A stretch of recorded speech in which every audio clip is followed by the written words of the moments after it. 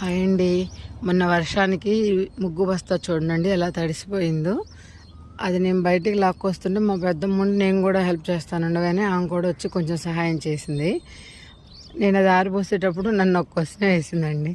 ఇవే నువ్వు చదువుకోలేదు కావే, ఇప్పుడు బీహార్ వాళ్ళు వచ్చి వెళ్ళారు కదా, వాళ్ళతో నువ్వు ఎలా మాట్లాడావు, ఎలా ఇచ్చావి వాళ్ళకి సరుకులు అని అడిగింది. నాకు వాళ్ళు మాట్లాడేది అర్థమవుతుందండి, కాకపోతే తిరిగి మళ్ళీ మాట్లాడటం అనేది నాకు రాదు.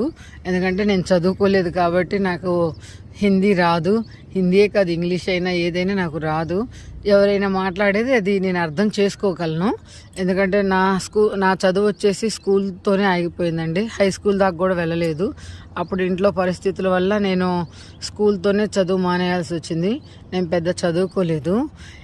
హిందీ, ఇంగ్లీషు ఎదుటి వాళ్ళు మాట్లాడుతుంటే అది అర్థం చేసుకోగలను, నేను మాట్లాడగలను. కానీ రాయటం అలా నాకు రాదండి. చదవటం రాయటం నాకు రాదు.